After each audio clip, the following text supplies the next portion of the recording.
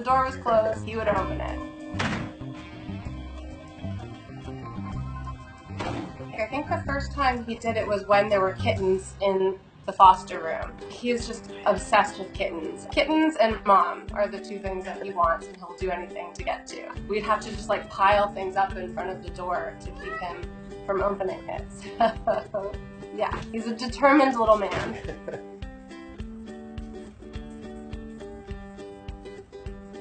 We pretty much have a rotating, door for fosters. He just loves the little kittens. He's like, you're mine. I can teach you what I want to teach you, and you're gonna love me because I'm being nice to you, and they love him.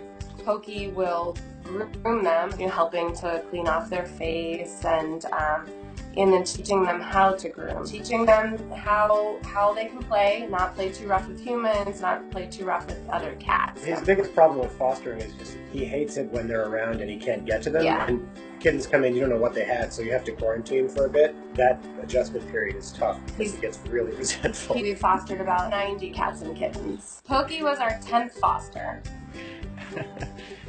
Pokey, you're silly. Oh, Pokey, you can't take it. You can't take it, Pokey.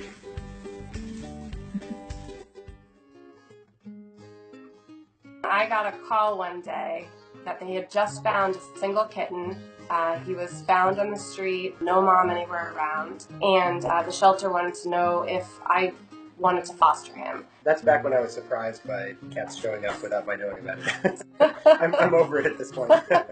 Pokey was a singleton, which is just a single kitten rather than in a litter. And singletons are sort of a special type of foster. And if they're not raised appropriately, they can be difficult pets later in life. He was extremely needy. I mean, I couldn't put him down without him just sort of howling his head off. So I basically took to wearing him. So I just carried him around against my chest all day for the first couple of weeks.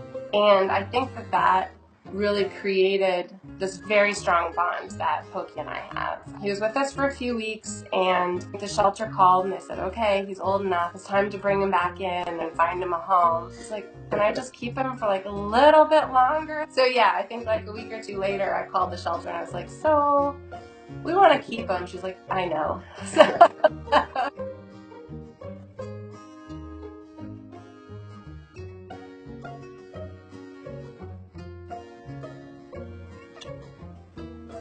We got our first litter when he was about 2 or 3 years old. He just took to it right away, but his skills really came out with a kitten we called Sprout. She was a singleton, and he loved that kitten.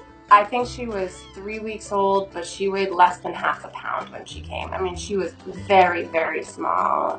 She was very fragile. He was just a surrogate parent. He took to grooming her. He let her climb all over him. And I think that was really, really pivotal for her development. That's been Pokey's sort of biggest asset, really, is he does such a good job with other single kittens that we now sort of specialize in singletons. So whenever our rescue gets a single cat, it's okay, does Pokey have an opening? Is Pokey accepting new kittens? It's really rewarding, I mean, to get these tiny little creatures who couldn't survive if they were not in a foster home. And it takes a lot of effort and a lot of sweat and tears and worry to get them to a point that they're ready to find a home. And that's an amazing thing to do.